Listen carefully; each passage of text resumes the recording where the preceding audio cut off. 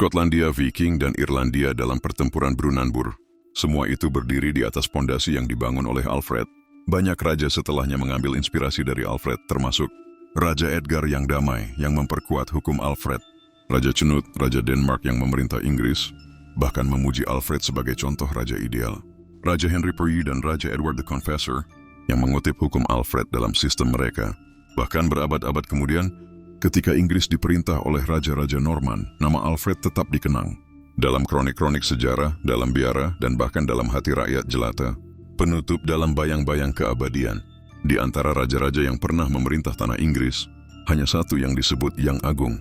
Bukan karena ia menaklukkan dunia, bukan karena ia memerintah dengan tangan besi, tetapi karena ia menyelamatkan dunia kecilnya dengan akal, iman, dan pena.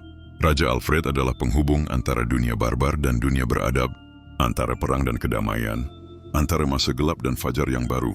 Hari ini, di reruntuhan biara tua, di puing-puing Burh yang sunyi, dan di lembaran sejarah Inggris, ia masih hidup, tak sebagai bayangan, tapi sebagai cahaya dari Wessex yang terus menyala. Dari rawa dan abu aku bangkit bukan karena kekuatanku, tetapi karena aku percaya bahwa Tuhan tidak pernah membiarkan kebenaran dikalahkan oleh kegelapan. Jika Tuhan telah memberiku takhta, maka aku harus menjawab bukan hanya atas nyawa rakyatku, tetapi juga atas ilmu mereka, iman mereka, dan masa depan yang tidak akan pernah kusaksikan.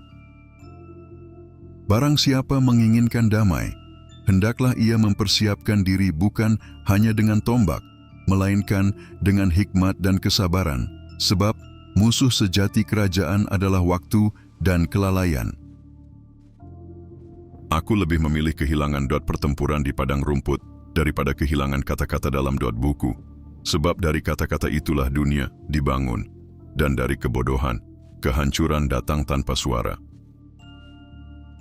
Seorang raja tidak hanya diangkat untuk memerintah dengan pedang, tetapi untuk membentuk hati rakyatnya dengan hukum, pengajaran, dan keadilan yang hidup dalam nurani mereka. Aku ingin bangsa ini belajar, agar jika dan suatu hari musuh datang dan aku tiada, anak-anak kita masih bisa berdiri, bukan hanya dengan pedang, tetapi dengan hikmat. Kemuliaan sejati raja bukan dalam jumlah tanah yang dikuasainya, melainkan dalam jumlah jiwa yang ia bebaskan dari ketakutan, kebodohan, dan keputusasaan.